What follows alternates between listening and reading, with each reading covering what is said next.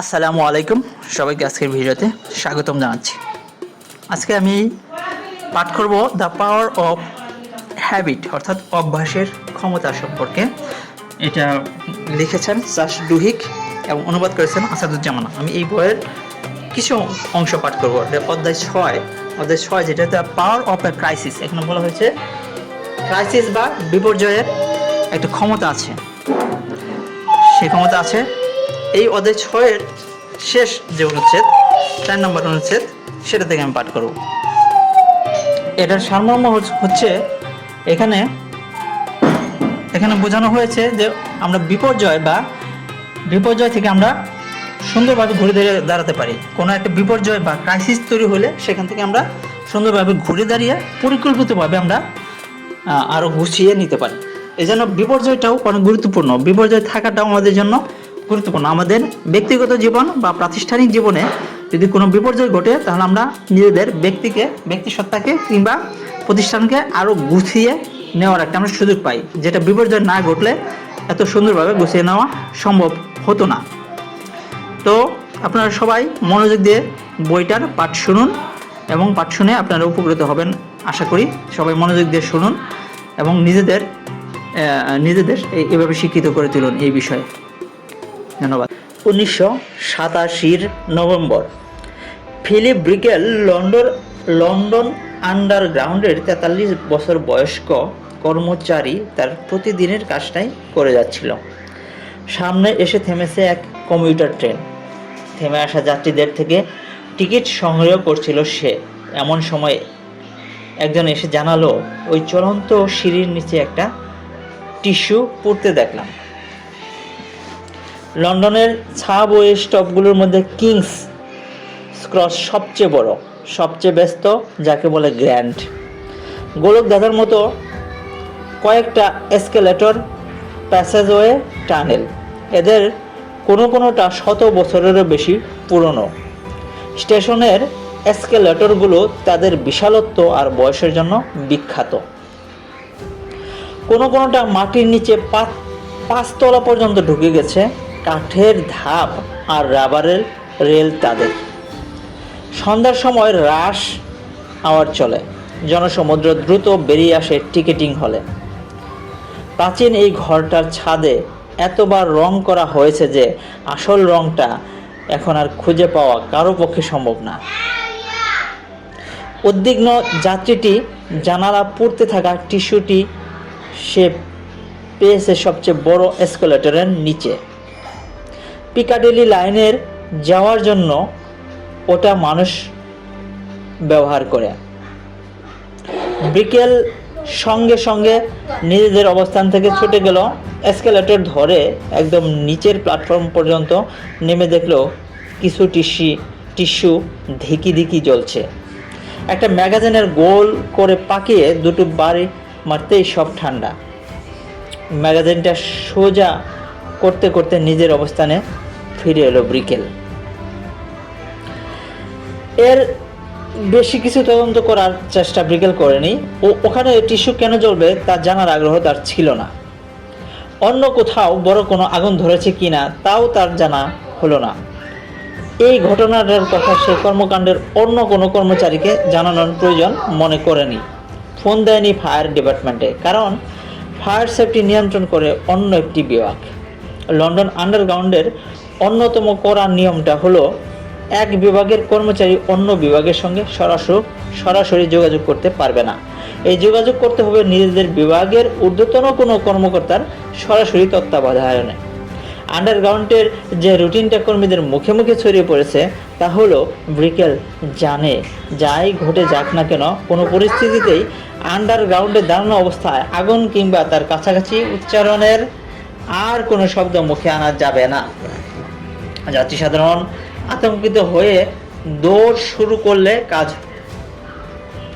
কাজ হয়ে যাবে। এমন পরিস্থিতিগুলো সামলে নেওয়া পথ এটা নয়। দ্য আন্ডারগ্রাউন্ডের নিজস্ব রুল বুক আছে। ওই বই এখানে কাজ করতে আসা কেউ দেখেনি, শোনেনি, তাদের ব্যাপারটা জানে না। তারা এখানে কাজ করে অলিখিত সব নিয়ম মেনে। কর্মচারীদের রুটিন থেকে জন্ম নিয়েছে এরা। দশকের পর দশক ধরে আন্ডারগ্রাউন্ডগুলো নিয়ন্ত্রণ করছে 4 ব্যারন: civil engineering, signal engineering, electrical engineering আর মেকানিক্যাল ইঞ্জিনিয়ারিং বিভাগ। প্রতিটা বিভাগের ভিতরে বস আর সাব বস আছে। একে একে অন্যের থেকে নিজেদের ক্ষমতা যত্নের সাথে পাহারা দিয়ে যাচ্ছে তারা। এখানে প্রতিটা ট্রেন সময় মতো আসে এবং যায়, কারণ আন্ডারগ্রাউন্ডের 19,000 কর্মকর্তা এবং কর্মচারী তাদের রুটিন মেনে কাজগুলো ঠিকমতো শেষ করতে পারছে। কোম্পানির টিকে থাকার জন্য কেবল দরকার ছিল 4 ব্যারন্সের ক্ষমতার মধ্যে সাম্য। কর্তৃপক্ষ 4 বিভাগের মধ্যে সেই সাম্য প্রতিষ্ঠা করেছিল।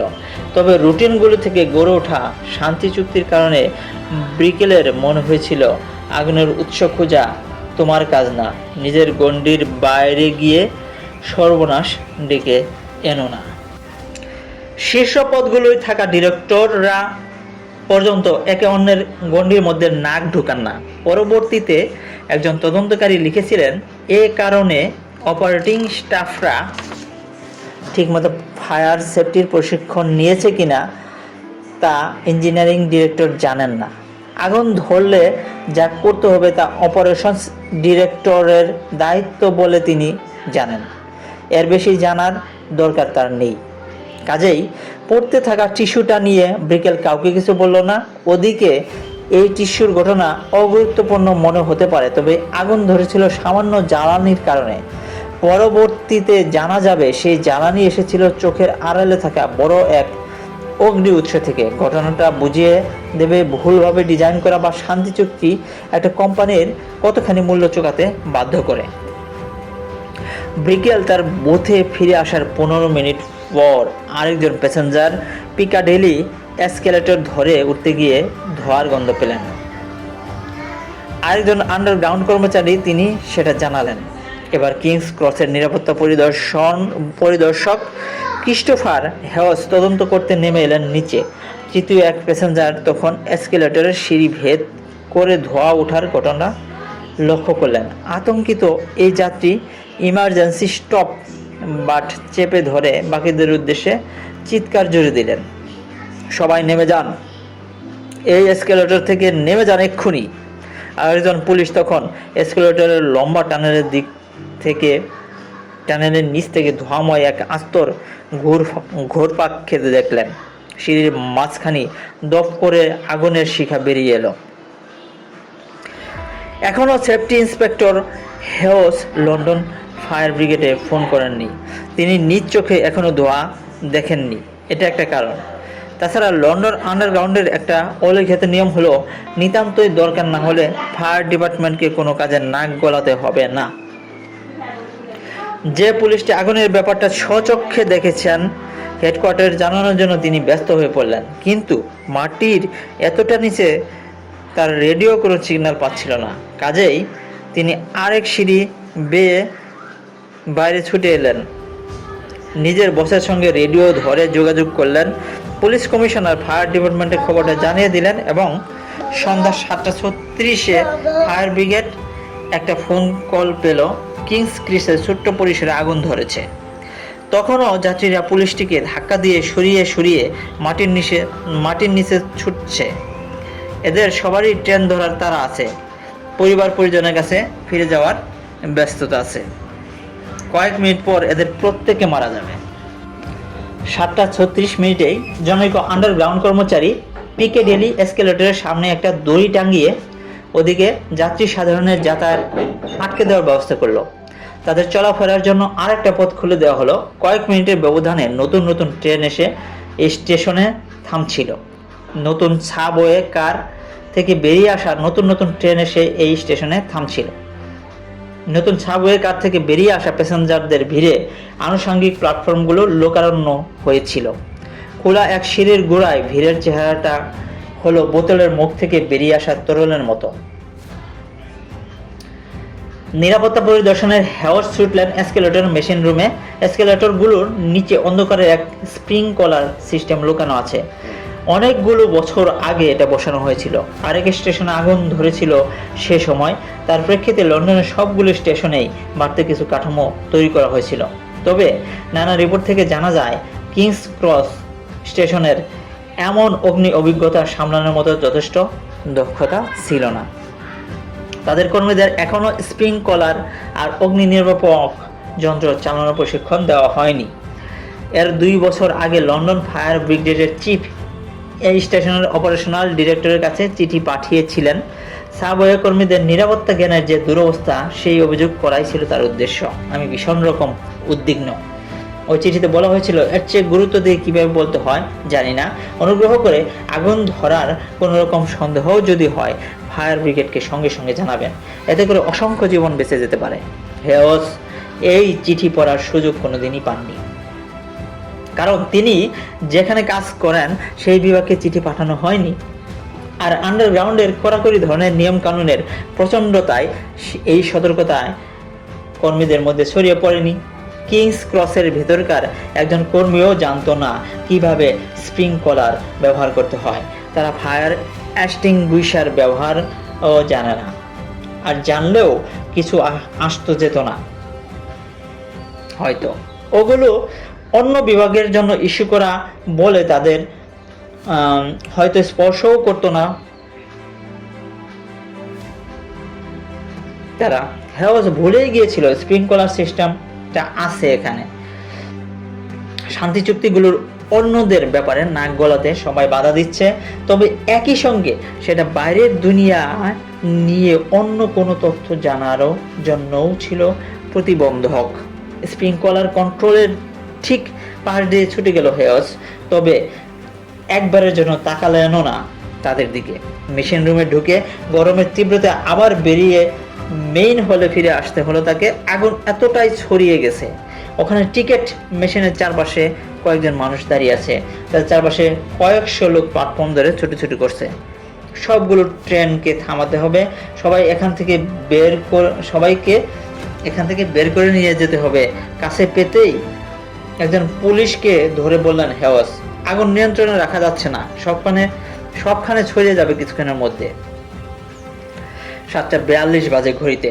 জ্বলন্ত টিস্যু দেখা মাত্র আধ ঘন্টা পর প্রথম দমকল কর্মী এসে কিংস ক্রসের দোরগোড়ায় দাঁড়ালেন।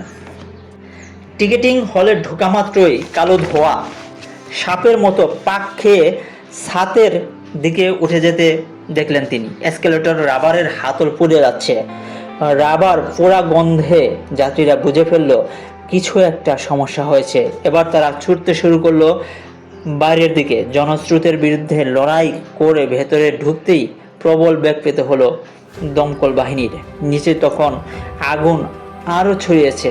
গোটা এসকেলেটরটাই এখন জ্বলন্ত এক কাঠামো। নিচে সুপারহিটে গ্যাস এখন বন্ধ এসকেলেটরের ওপর ছাদের কাছে গিয়ে জমা হচ্ছে। ওখানে 20 বছর ধরে একের পর এক আস্তর ধরে রং করা হয়েছে। কয়েক বছর আগে ডিরেক্টর অফ অপারেশন বলেছিলেন, আগুন ধরলে কেবল এই রংগুলোর কোনো বিপর্যয় ঘটিয়ে দিতে পারে।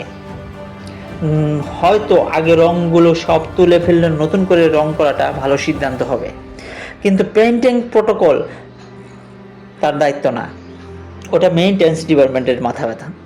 তাদের চিফ এই পরামর্শটা শুনে তাকে ভদ্রভাবে ধন্যবাদ জানালেন, সেই সঙ্গে বলে দিলেন এই বিভাগের কাজে নাক গলাতে এলে ভবিষ্যতে আপনাদেরটাতেও হয়তো আমরা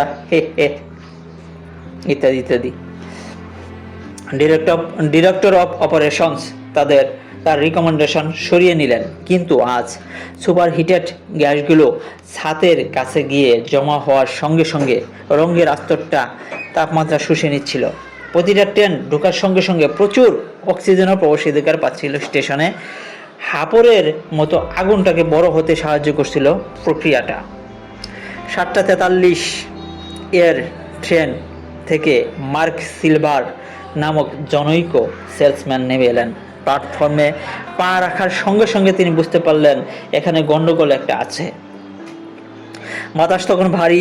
প্ল্যাটফর্মের ভেতর ঠাসাঠাসি করে দাঁড়ানো লোকজন, চারপাশে পাক খাচ্ছে ধোঁয়া। ঘুরে আবার ট্রেনের ভিতর ঢুকে যাওয়ার চেষ্টা করতে গিয়ে লক্ষ্য করলেন দরজা বন্ধ হয়ে গেছে। জানালা থামা দিয়ে লাভ হলো না।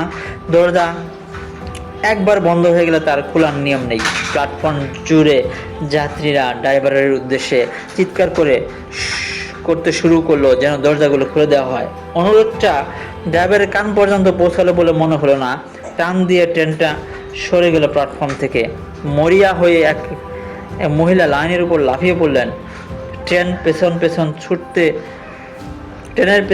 ছুটতে ছুটতে চিৎকার করছিলেন তিনি, ভেতরে নিন আমাকে। প্ল্যাটফর্মে উঠে সিলভার লক্ষ্য করলেন একজন পুলিশ সবাইকে পিকাডোলি এসকেলেটর থেকে সরিয়ে অন্য কোনো সিঁড়িতে পাঠিয়ে দিচ্ছে। আতঙ্কিত জনতা উপরে যাওয়ার জন্য প্রাণপণে চেষ্টা করছে। সবাই ধোঁয়ার গন্ধ পাচ্ছিল। বড় বেশি গাদাগাদি ছিল স্টেশনের ভেতরে। তাপমাত্রা বেড়ে গিয়েছিল অনেকটাই, হয়তো আগুনের কারণে অথবা অল্প জায়গায় এতগুলো মানুষ এসে ঢোকার কারণে। সিলভার এটা ঠিক নিশ্চিত নন, তবে অবশেষে একটা বন্ধ এসকেলেটরের নিচ পর্যন্ত সিলভার পৌঁছাতে পারলেন। ওটা বেয়ে উঠে এলেন টিকিটিং হলে। ঘরটার মেঝেতে দাঁড়িয়ে সিলভারের পা পুড়ে যেতে থাকে। 15 ফুট পুরো একটা দেয়াল তাদের থেকে পিকাডেলি শ্যাফটকে আলাদা করে রেখেছে, অথচ মেঝের তাপমাত্রা তখন পানি ফোটানোর মতো। উপরে তাকিয়ে দেখি ছাতের দেয়াল থেকে ধোঁয়া বের হচ্ছে।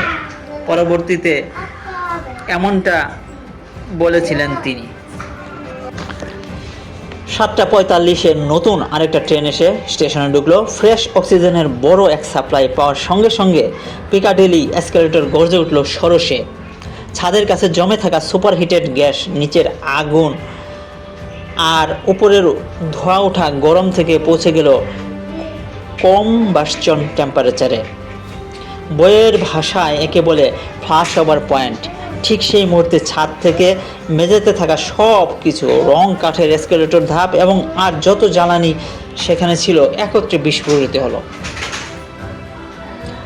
এর সঙ্গে সঙ্গে কেবল তুলনা করা যায় রাইফেলের ব্যারেলে গান পাউডারের বিস্ফোরণের। মাঝে শ্যাফট ধরে আগুন ছিটকে উঠল উপরের দিকে। প্রতি ফিট ওঠার সঙ্গে সঙ্গে তাপমাত্রা আর গতিবেগ বেড়ে গেল শিখার। তারপর প্রবল বেগে টানেল ধরে ছিটকে বেরোলো আগুনের হুলকা।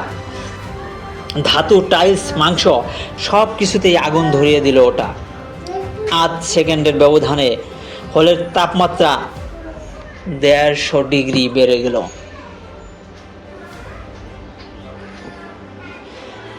অন্য পাশের এক এসকেলেটর ধরে উপরে উঠতে থাকা পুলিশ সদস্য পরে জানিয়েছিল অগ্নিশিখাটা ওপরের দিকে ছুটে গিয়ে বলের মতো চেহারা পেয়েছিল। হলের মধ্যে এখন 50 জন মানুষ দাঁড়িয়ে আছে। রাস্তার উপর একজন পথচারী সাবওয়ের এক সিট থেকে বেরিয়ে আসা তাপমাত্রা নিজের দেহে অনুভব করতে পারছিলেন। ওই পথে হোঁচট খেতে খেতে জনৈক যাত্রীকে বেরিয়ে আসতে দেখেন তিনি। সাহায্যের জন্য ছুটে যান। পরে বলেছিলেন, দৌড়ে গিয়ে ওনার ডান হাত আমার ডান হাত দিয়ে ধরেছি। টের পেলাম ওনারটা লাল আর ফুটন্ত পানির মতো গরম, আর আমারটা নিমেষে ওনার চেয়ে কিছুটা চামড়া খুলে চলে এলো। টিকিটিং হলে ঢোকার চেষ্টা করছিলেন আরেকজন পুলিশ। হাসপাতালের বিছানা থেকে তিনি রিপোর্টারদের বললেন, আগুনের একটা গোলা এসে আমার মুখে ধাক্কা দিয়েছিল, সেটা ছিটকে পড়ে গিয়েছিলাম। হাতে আগুন ধরে গেছে দেখলাম, গলে যাচ্ছিল ওরা। হল থেকে জীবিত বেরোতে পারা শেষ মানুষগুলোর একজন ছিলেন তিনি। বিস্ফোরণের সামান্য পরেই অসংখ্য ফায়ার ট্রাক ঘটনাস্থলে চলে আসে, কিন্তু তারা স্টেশনের ভেতরের হাইড্রেন্ট ব্যবহার না করে নিজেদের গাড়িগুলোই ব্যবহার করলো। সাবওয়ে এর কোনো কর্মচারীর কাছে স্টেশনের ব্লুপ্রিন্ট ছিল না। তারা থাকে তালাবদ্ধ এক অফিসে। টিকেটিং এজেন্ট কিংবা স্টেশন ম্যানেজারদের কাছে তার চাবি থাকার প্রশ্নই আসে না। কাজেই আগুন নিয়ন্ত্রণে আনতে দীর্ঘ সময় লাগলো। রাত 1:46 পুরোপুরি নিয়ন্ত্রণ আনা গেল আগুন। টিস্যুটা চোখে পড়ার পর পেরিয়েছে 6 ঘন্টা। মারা গেছে 31 জন মানুষ, আহত হয়েছে অসংখ্য। আমাকে ওরা বরাবরের আগুনের মধ্যে নিয়ে ছেড়ে দিল কেন? 20 বছর বয়স্ক এক সঙ্গীতের শিক্ষক পরদিন হাসপাতালের বিছানা থেকে জানতে চাইলেন, আমি ওদের পড়তে দেখলাম, ওদের চিৎকার করতে শুনলাম, কেউ কোনো ব্যবস্থা নিল না কেন? এই প্রশ্নের উত্তরটা দেওয়ার জন্য আমরা লন্ডন আন্ডারগ্রাউন্ডের কিছু শান্তি চুক্তির ব্যাপারে নজর ফেরাতে পারি।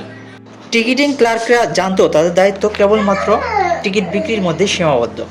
কাজেই জ্বলন্ত একটা টিস্যু দেখলে তারা অন্য কারোর সঙ্গে যোগাযোগ করার চেষ্টা করলো না। তাদের ভয় এতে করে অন্য কারো গণ্ডিতে অনধিকার চর্চা করা হবে, যার ফলাফল কখনোই প্রতিষ্ঠানের শুভ নয়।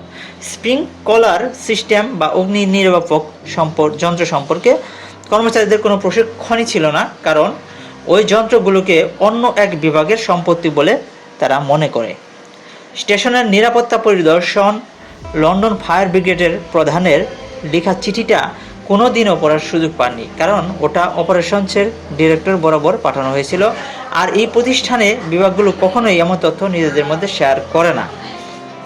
কর্মচারীদের বলা হয়েছে কিছু ঘটে গেলে শেষ চেষ্টা হিসেবে ফায়ার ব্রিগেডে ফোন করতে, তবে কোনোভাবেই যেন যাত্রীদের আতঙ্কিত করে তোলা না হয়। ফায়ার ব্রিগেডের লোকেরা স্টেশনের হাইড্রেন্ট ব্যবহার করেনি, কারণ ওটা অন্য প্রতিষ্ঠানের মালিকানায় আছে। আর তাদের প্রাতিষ্ঠানিক অভ্যাস হলো নিজেদের যন্ত্র ব্যবহার করা। একভাবে দেখলে এই প্রতিটা নিয়মই কিন্তু যথেষ্ট যুক্তিযুক্ত। টিকিট যে বিক্রি করবে সে যেন কেবল টিকিট বিক্রির দিকে মনোযোগ দেয়, কারণ অনেক বছর আগে কর্মচারীরা একে অন্যের কাজ করতে করতে নিজেদের কাজ কমই করত। ক্লার্করা নিজেদের পোস্ট থেকে সরে গিয়ে যাত্রীদের নির্দিষ্ট ট্রেনটার ব্যাপারে দিক নির্দেশনা দিতে চলে যেত। ফলাফল হিসেবে ওই দীর্ঘ এক লাইন টিকিট কাউন্টারে জমে যেত। কাজেই তাদের বলা হলো দুনিয়া চলে গেলেও যেন তারা নিজেদের বুথ থেকে না ওঠে। টিকিট বিক্রি করো, আর কিছু নিয়ে ভাবার জন্য অন্য বিভাগগুলো আছে। কাজেও দিয়েছিল এই নির্দেশনা। টিকিট বুথের সামনে লাইন জমা বন্ধ হয়ে গেল। দায়িত্ব নেওয়ার সুযোগ থাকার পরও তারা নিজেদের কাজটা নিয়েই ব্যস্ত হয়ে রইল। আর ফায়ার ব্রিগেড এখন নিজেদের যন্ত্র ছাড়া আর কারোটা ব্যবহার করে না কেন? সে আরেক গল্প। 10 বছর আগে অন্য এক স্টেশনে আগুন ধরে যায়। ওই ঘটনায় দমকল কর্মীরা তাদের হোসগুলো অজানা পাইপে আটকে পানি নেওয়ার চেষ্টা করে মূল্যবান সময় নষ্ট করেছিল। তারপর থেকে ওরা ঠিক করেছিল এমন কাণ্ড আর নয়, যা জানি তার মধ্যে থেকে কাজ করা ভালো। এই রুটিনগুলোর কোনোটাই খামখেয়ালের কারণে গড়ে ওঠেনি, পেছনে আছে যথাযথ কারণ। সম্ভাব্য বাধাগুলোর সঙ্গে শান্তি চুক্তি না করলে আন্ডারগ্রাউন্ডের মতো বড় একটা প্রতিষ্ঠান চালানো সহজ কোনো কাজ নয়। রোডস আইল্যান্ড হাসপাতালের মতো ভুল এখানে করা হয়নি। প্রতিটা বিভাগই নিজস্ব ক্ষমতা নিয়ে চলছিল, কেউ কারো উপর ক্ষমতার ছড়ি ঘোরানোর ব্যবস্থা রাখেনি। তারপরও 31 জন মানুষ মারা গেল। আগুন ধরার আগ পর্যন্ত লন্ডনের আন্ডারগ্রাউন্ডের সব শান্তি চুক্তি রুটিনগুলোর কাছে যুক্তিযুক্ত মনে হচ্ছিল। তারপর নগ্ন সত্যটা বেরিয়ে পড়ল। কোনো ডিপার্টমেন্ট, কোনো ব্যারন, এমনকি কোনো কর্মকেও যাত্রী নিরাপত্তার দায়িত্ব দেওয়া হয়নি। কিন্তু কখনো কখনো একটা লক্ষ্যকে সবার উপরে স্থান দিতে হয়। একটা বিভাগ কিংবা একজন মানুষকে সব শান্তি চুক্তি আর ক্ষমতার সাম্যতা ভেদ করে জায়গা দিতে হয় সবার উপরে, কারণ শান্তি চুক্তিগুলোর কখনো কখনো ভয়াবহ বিপর্যয়ের কারণ হতে পারে। এখানেও রয়েছে একটা প্যারাডক্স। কোনো প্রতিষ্ঠান কিভাবে একই সঙ্গে ক্ষমতার সাম্য করবে এবং একটা লক্ষ্যকে সবার উপরে রাখবে? ডাক্তার আর নার্স কীভাবে একে অন্যের সঙ্গে সাম্যে থাকবে অথচ একই সঙ্গে প্রকাশ করবে আমি তোমার ঊর্ধ্বতন কর্মকর্তা? নিরাপত্তাকে গুরুত্ব দেওয়ার পাশাপাশি সবগুলো বিভাগকে সমান ক্ষমতা ভাগ করে দেওয়া কিভাবে সম্ভব? টনি ডাউন্স যখন হারতে থাকা বাক্স দলটির দায়িত্ব নিয়েছিলেন, কিংবা পল ওনিল যখন দেউলিয়া হতে থাকা এলকোয়ার সিইও হলেন, তারা কিছু সুবিধা বের করে নিয়েছিলেন। উত্তরটা তাদের প্রক্রিয়ার মধ্যে লুকানো আছে। এমনকি 2007 সালে স্টারবাকস যখন ধ্বংসের মুখে, তখন ফিরে আসা হাওয়ার্ড স্কালসের পদক্ষেপের মধ্যেও এই নেতাগণ চরম বিপর্যয়ের সময় প্রতিষ্ঠানের দায়িত্ব নিয়েছিলেন। তারা বিশৃঙ্খলা থেকে জন্ম নেওয়া সুযোগগুলোকে খুঁজে নিয়েছেন, কারণ বিপর্যয়ের সময়গুলোর প্রতিষ্ঠানগুলো নমনীয় হয়ে আসে।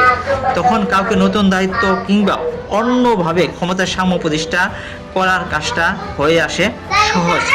কখনো কখনো কাজ উদ্ধারের জন্য বিপদ পরিস্থিতি বজায় রাখাই বরং ভালো সিদ্ধান্ত। বিপর্যয়ের এমনই মহিমা, অর্থাৎ বিপর্যয়কে আমরা কাজে লাগাতে পারি।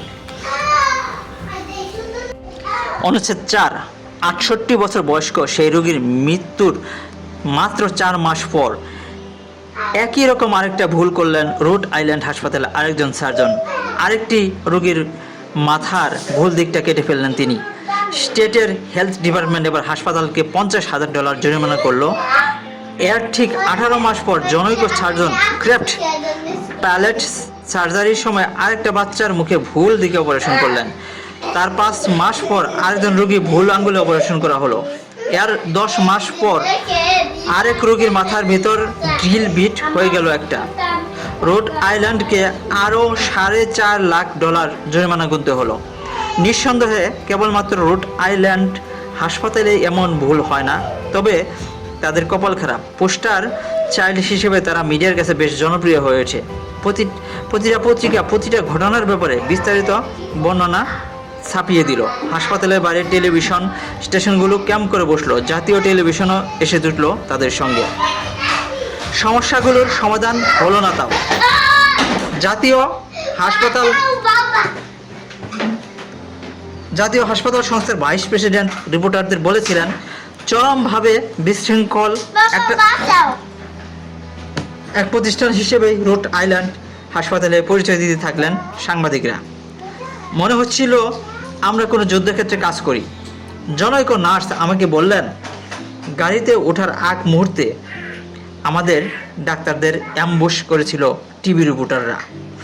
ছোট্ট এক ছেলে সেদিন অপারেশনের আগে বারবার মনে করে দিচ্ছিল ডাক্তাররা যেন ভুলবশত হাতটা কেটে না ফেলে। মনে হচ্ছিল সব কিছু নিয়ন্ত্রণের বাইরে চলে যাচ্ছে। সমালোচক আর মিডিয়া একত্রে সেকে ধরল হাসপাতালটিতে। কর্তা ব্যক্তিদের অনেকে মনে করেছিল গোটা হাসপাতালটাই হয়তো এবার বন্ধ করে দেওয়া হবে। অন্যরা অবশ্য রক্ষণাত্মক একটা অবস্থান গ্রহণ করলো। তারা টিভি রিপোর্টার আর সাংবাদিকদের দোষারোপ করলেন। জনৈক ডাক্তার আমাকে বলেছিলেন, আমার ইচ্ছা ছিল পিঠে একটা কাগজে বলির পাঠা লিখে অফিসে যাই, কিন্তু আমার বউ বলল এটা খুব বাজে একটা আইডিয়া হবে। ডক্টর মেরি রিচ কুপার নামক একজন প্রশাসনিক অফিসার কয়েক সপ্তাহ আগে ওখানে চিফ কোয়ালিটি অফিসারের দায়িত্ব গ্রহণ করেছিলেন।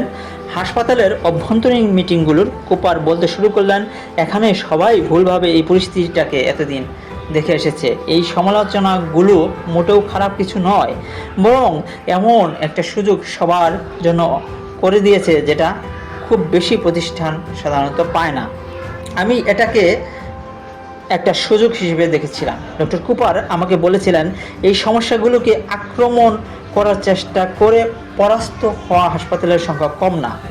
কখনো কখনো মানুষকে একটা ধাক্কা দিতে হয়, আর ওই সব নিন্দের টানো খবরগুলো বেশ বড় ধরনের একটা ধাক্কাই ছিল সবার জন্য। সব কিছু পরীক্ষা করে দেখার ভালো একটা সুযোগ আমাদের জন্য সৃষ্টি করে দিল ব্যাপারটা। এটা হচ্ছে পজিটিভ দৃষ্টিভঙ্গি। রোড আইল্যান্ডের সবগুলো সার্জারি ইউনিটকে সারাদিনের জন্য বন্ধ করে দেওয়া হলো। আর্থিক ক্ষতিটা এর জন্য বেশ চওড়া হবে, তখন সবাই জানে এর দরকার আছে। প্রতিটা কর্মীকে নতুন প্রশিক্ষণে নিয়ে একসঙ্গে কাজ করার এবং ডাক্তার নার্সদের ক্ষমতার সাম্যের গুরুত্বটা বোঝানো হলো। নিউরো সার্জারির চিফকে পদত্যাগ করতে দেখা গেল, নতুন এক নেতৃত্ব বাছাই করা হলো। অপারেশন থিয়েটারে নিরাপত্তা বাড়ানোর জন্য নতুন নিয়মনীতি প্রণয়ন করার জন্য centre for transforming health care নামক এক সংস্থাকে আমন্ত্রণ জানালো তারা। অপারেশন থিয়েটারগুলোর ভেতরে ভিডিও ক্যামেরা বসানো হলো যেন টাইম আউট না ঘটিয়ে কেউ অস্ত্রোপচার করতে না পারে। হাসপাতালের কর্মীদের জন্য নাম প্রকাশ না করেই কর্তৃপক্ষের কাছে খবর পাঠানোর কম্পিউটারাইজড সিস্টেম তৈরি করা হলো, যেন কোনো রোগীকে স্বাস্থ্য ঝুঁকিতে পড়লে তা নিয়ে তাৎক্ষণিক রিপোর্ট করা যায়। গত বছরই এমন কিছু কার্যক্রম হাতে নেওয়ার জন্য রোড আইল্যান্ড হাসপাতালের প্রস্তাব এসেছিল, কিন্তু কার্যকর করা এত সহজ ছিল না। ডাক্তার কিংবা নার্স কোনো পক্ষই চায়নি তাদের কার্যক্রম রেকর্ড করা হোক।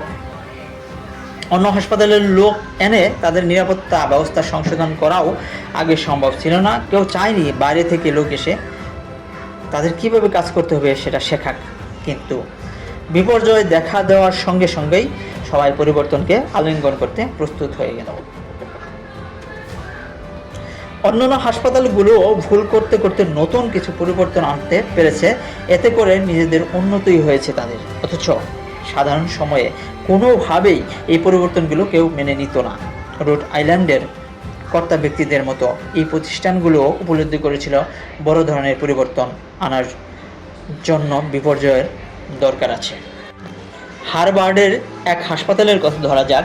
বেথ ইসরায়েল ডিকোনিস মেডিকেল সেন্টারের ভুলের পর ভুল করে যাচ্ছিল, সেই সঙ্গে অভ্যন্তরীণ ঝামেলা তো আছেই। 90 দশকের শেষ দিকে পত্রিকাগুলোর কলামগুলোই কর্তৃপক্ষ মিটিংয়ে নার্সদের সঙ্গে ডাক্তারদের নোংরা চেঁচামেচির ঘটনাগুলো উঠে এলো। কয়েকটি বিভাগ বন্ধ করে দেওয়ার জোর দাবি তোলা হলো। চাপে পড়ে পরিবর্তন আনতে হাসপাতালটি বাধ্য হলো। সেফটি রাউন্ড বলে এক নতুন ব্যবস্থার আমদানি করা হলো। প্রতি 3 মাস অন্তর অন্তর একজন সিনিয়র ফিজিশিয়ান দাঁড়িয়ে নিজেদের করা কোনো নির্দিষ্ট সার্জারির সূক্ষ্ম বর্ণনা দেন এখানে। তাতে নিজের করা কোনো নির্দিষ্ট সার্জারির সূক্ষ্ম বর্ণনা দেন এখানে। তাতে নিজেদের ভুলগুলো কিংবা প্রায় ভুলগুলো কয়েকশো জনের সামনে বলেন। লোকের সামনে দাঁড়িয়ে নিজের ভুল স্বীকার করা যন্ত্রণাদায়ক কাজ। ডক্টর ডোনাল্ড মুর বলেছিলেন, ভদ্রলোক কয়েকদিন আগেও ছিলেন বেথ ইসরায়েলের সার্জন ইন চিফ। 20 বছর আগে ডাক্তাররা এমন কাজ কখনো করবেন না। তবে অস্ত্রোপচারের ভুলগুলো সত্যিই অনেকের মনে ভয় ঢুকিয়ে দিয়েছে। এখন সবচেয়ে নামকরা সার্জনরাও আগ্রহ নিয়ে বলতে চান তারা কোনো অপারেশনে কোন ভুলটা করতে নিয়েছিলেন। এই জগতের সংস্কৃতিটা পাল্টে যাচ্ছে। ভালো নেতারা বিশৃঙ্খলা আর বিপর্যয়কে নিজেদের পক্ষে এনে কাজ করতে পারেন। নাসার কথাই ধরা যাক। কর্তা ব্যক্তিরা অনেকগুলো বছর ধরে তাদের নিরাপত্তা কেন্দ্রিক নিয়মগুলো পাল্টে দিতে চাইছিলেন, কিন্তু কেউ তাদের মানতে প্রস্তুত ছিল না। তারপর 1986 সালে বিস্ফোরিত হয় চ্যালেঞ্জার। মর্মান্তিক ঘটনার প্রাক্কালে প্রতিষ্ঠান মানসম্পন্ন স্ট্যান্ডার্ডে ফিরে গেল। এয়ারলাইন্সের পাইলটরাও বছরের পর বছর ধরে ককপিটের ডিজাইন আর কন্ট্রোলারের সাথে যোগাযোগের ভাষা পাল্টে দেওয়ার জন্য প্লেন নির্মাতা ও প্রতিষ্ঠানগুলোকে তাগাদা দিয়ে আসছিল। তাদের পাত্তাই দেওয়া হয়নি। তারপর রানওয়েতে ঘটে গেল মর্মান্তিক দুর্ঘটনা। 1977 সালে স্প্যানিশ আইল্যান্ডে মারা গেল 583 জন মানুষ। 5 বছরের মধ্যে ককপিট ডিজাইন, রানওয়ে প্রডিউসার এবং কন্ট্রোলার কমিউনিকেশনে রুটিন আগাগোড়া বদলে গেল। বিপর্যয় এতটাই গুরুত্বপূর্ণ, অনেক সময় বিজ্ঞ নেতৃত্ববৃন্দ ইচ্ছা করে সবার মধ্যে বিপদের একটা গন্ধ ছড়িয়ে যান। কিংস ক্রসের স্টেশনে আগুন ধরার 5 দিন পর ব্রিটিশ সেক্রেটারি অফ স্টেট বিশেষ তদন্তকারী হিসেবে পাঠালেন ডেজমন্ড ফেনেলকে। ফেনেল গিয়ে আন্ডারগ্রাউন্ডের নেতৃবৃন্দকে প্রশ্ন করতে শুরু করলেন। দ্রুতই আবিষ্কার করলেন এখানকার সবাই জানতো ফায়ার সেফটি নিয়ে অনেক কাজ করা আছে, অথচ কেউ একটা আঙ্গুলও তোলেনি। অতীতে কিছু প্রশাসনিক কর্মকর্তা নতুন রকম ক্ষমতার বিন্যাস চাইছিলেন, যেন তার মধ্যে নিরাপত্তার জন্য নতুন পদের সৃষ্টি হয়। আবার কেউ কেউ স্টেশন ম্যানেজারদের ক্ষমতা আরেকটু বাড়িয়ে তাদের দিয়ে আগাম পরিস্থিতি ঠেকানোর পরামর্শ দিয়েছিলেন, কিন্তু বাস্তবে কোনোটাই প্রয়োগ করা হয়নি। এবার ফেরেল নিজে থেকে কিছু পরিবর্তন আনার পরামর্শ দিলেন। তারপরই বুঝতে পারলেন কোন এলাকায় এসে ঢুকেছেন। জায়গাটি কিংস ক্রস, এবং এখানে কেউ কারো পরামর্শ কানে তোলার দরকার মনে করে না। প্রথমবারের মতো প্রতিবন্ধকতাগুলো দেখতে পেলেন তিনি। ডিরেক্টররা তার পরামর্শ থেকে কোনো দায়িত্ব নিতে চাইলেন না। উল্টো নিজের অধস্তনদের বলে দিলেন ফেরেলকে সহযোগিতা যেন না করা হয়। এই আদেশ না মানলে কি করা হবে তার হুমকি তো আছেই। এই ফেরেল পুরো ঘটনাটাকে মিডিয়া সার্কাসে পরিণত করতে বাধ্য হলেন। পাবলিক হিয়ারিং ডেকে বসলেন তিনি। শুনানিটা দীর্ঘ হলো 90 দিন পর্যন্ত। দুনিয়ার সবাই জানতে পারলো এই প্রতিষ্ঠানে অসংখ্যবার এরকম হুমকি অগ্রাহ্য করা হয়েছে। পত্রিকাগুলোয় সাক্ষাৎকার দেওয়ার সময় তিনি উল্লেখ করলেন, যাত্রীরা যতবার ওই স্টেশনে গিয়ে কোনো ট্রেনে উঠেছে ভীষণ বিপদ মাথায় নিয়েই তারা ঢুকেছে প্রতিবার। জনাব 50 প্রত্যক্ষদর্শীর সাক্ষাৎকার নিয়ে তিনি দেখলেন ওখানে নিরাপত্তার চেয়ে ক্ষমতার দ্বন্দ্বই বেশি গুরুত্ব রাখে। ফেরেলের চূড়ান্ত রিপোর্টটা প্রকাশিত হলো দুর্ঘটনার 1 বছর পর। যারা 250 পৃষ্ঠা ধরে আন্ডারগ্রাউন্ডকে তুলে ধরা হয়েছে অকাজের ধারী সব আমলার ঘাঁটি হিসেবে। এক রাতের এক ঘটনা তদন্ত করতে এসে দেখা গেল, ফেরেল লিখেছিলেন, পুরো সিস্টেমটা নিয়েই তদন্ত করার প্রয়োজন আছে।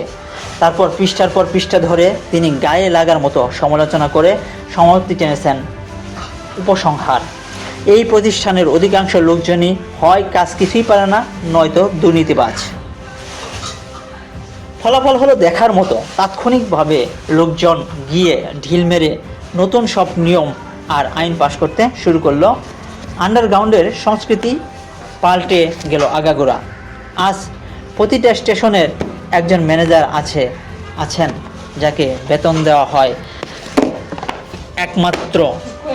একটা মাত্র কারণে, যাত্রীদের নিরাপত্তা নিশ্চিতকরণে। আজও বরাবর সময়ে প্রতিটা ট্রেন ঢুকে এবং ছেড়ে যায়, কিন্তু প্রতিষ্ঠানের ভেতরে প্রতিটা অভ্যাস আর শান্তি চুক্তি পাল্টে গেছে। সবাই অন্তত এতটুকু জানে, আগুন লেগে ঘটা দুর্ঘটনার দায়ভার তাদের সবার উপরই বর্তাবে। এমন যে কোনো কিছুর জন্যই পদক্ষেপ নিতে তারা দেরি করবে না। এতে করে কার পা মারানো হলো তা পরে দেখা যাবে। যে কোনো প্রতিষ্ঠানেই এমন কিছু পরিবর্তন ঘটানো সম্ভব। নেতারা অভ্যাস আর শান্তি চুক্তিগুলো ওর দিকে মনোযোগ দেন না বলেই প্রতিষ্ঠানগুলো বিষাক্ত সব পরিবেশ গড়ে ওঠে। এমন অবস্থায় এক্সিকিউটিভদের উচিত হবে সুযোগের সন্ধানে থাকা। যে কোনো সময় বিপর্যয় দেখা দিলেই কিংবা শান্তির সময়েও বিপর্যয়ের ভয় সবার মধ্যে ঢুকিয়ে দেওয়ার মাধ্যমে সবাইকে একমত করা সম্ভব যে কিছু একটা পরিবর্তন দরকার। তারপর পরিবর্তন আনা হলে সবাই তা মেনে নিতে প্রস্তুত থাকবে। খারাপ ধরনের একটা বিপর্যয় শুধু শুধু পানিতে পড়ুক তা আপনি কখনোই চাইবেন না। 2008 সালে বৈশ্বিক অর্থনৈতিক ব্যবস্থায় ধস নামার পর রাম এমানুয়েল সিইওদের এক কনফারেন্সে এমনটাই বলেছিলেন, এই বিপর্যয় থেকে আমরা এমন কিছু করার সুযোগ পাচ্ছি যা আগে কেউ চিন্তা করতে পারত না। এর কিছুদিন পরই ওবামা কর্তৃপক্ষ এতদিন ধরে বিরোধিতা করতে আসা কংগ্রেসকে দিয়েও $787 বিলিয়ন প্ল্যান পাশ করাতে পারল। সেই সঙ্গে ওবামার স্বাস্থ্যসেবা সংক্রান্ত আইন সংস্কার সহ অনেকগুলো আইন পাল্টে দেওয়া গিয়েছিল। তখন ওই সময় ইতিহাসের অন্যতম বড় যাত্রার পলিসি পরিবর্তন হয়েছে, কারণ অর্থনীতির জগতে অনেক বড় ধরনের এক বিপর্যয় তখন দেখা গিয়েছিল।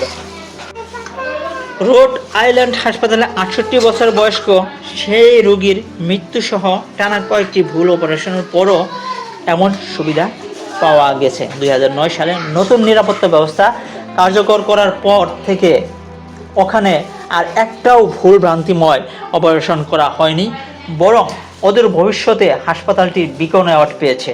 একটা নার্সিংয়ের জন্য সবচেয়ে বড় ধরনের সম্মাননা পুরস্কার। আমেরিকান কলেজ অফ সার্জন থেকে ক্যান্সার প্রতিরোধের জন্য তারা পেয়েছে স্বীকৃতি। সবচেয়ে ভালো যেটা হলো, ডাক্তার আর নার্সদের মধ্যে আগের মতো বিষাক্ত সম্পর্ক আর রইল না। 2010 সালে এলিসন ওয়ার্ড নামক এক নার্স রোড আইল্যান্ড অপারেটিং রুমে ঢুকেছে। কেবল ওখানে যারা আছে তাদের প্রত্যেকেই তার থেকে অনেক সিনিয়র। সে কেবল 1 বছর ধরে অপারেটিং রুমের দায়িত্ব পালন করে আসছে। ঘরের সবাই এক কোণে টাইম আউটের জন্য জড়ো হলো। সার্জন একটা চেকলিস্ট বের করলেন আর ওখানে অপারেশনের প্রতিটা ধাপের ব্যাপারে পুঙ্খানুপুঙ্খভাবে বলা আছে। আচ্ছা, শেষ প্রশ্ন। স্কালপেল তুলে নেওয়ার আগে তিনি বললেন, শুরু করার আগে কারো কিছু বলার আছে? এই ডাক্তার এমন কয়েকশো অপারেশন করেছেন, তার অফিস ভর্তি ডিগ্রি আর অ্যাওয়ার্ড আছে। তার মুখের সামনে গিয়ে দাঁড়ালো 17 বছর বয়সের এক পুচকে মেয়ে। ডক্টর ওয়ার্ড বলল, সবাইকে আমি মনে করে দিতে চাই, প্রথম আর দ্বিতীয় প্রসিডিউরের মধ্যে আমাদের বিরতি নিতে হবে। আপনি এটার উল্লেখ করেননি, তাই আমরা ভাবলাম সবাই যেন মনে রাখে। তাই আমার বলা উচিত। এ ধরনের মন্তব্য করার কয়েক বছর আগে নার্সদের নোংরা কোনো গালি হজম করতে হতো, নয়তো চাকরিটাই চলে যেত। বিষয়টা যোগ করার জন্য ধন্যবাদ। ডাক্তারটি বললেন, পরের বার ওটা দিতে ভুলবো না আমি। ডাক্তার তার ভুল শেয়ার করলো, আচ্ছা কিগুলো অ্যাপ্রিসিয়েশন করলো আর কি, ওয়ার্ডকে। এই 17 বছরের পুচকে মেয়েকে সে অ্যাপ্রিসিয়েট করলো। বেশ, স্কালপেল তুলে নিলেন তিনি। শুরু করা যাক তবে। শুনেছি এই হাসপাতালের অনেক বাজে একটা সময় পার করে এসেছে। পরবর্তীতে আমাকে ওয়ার্ড বলেছিল, কিন্তু এখন সবাই অনেক আন্তরিক।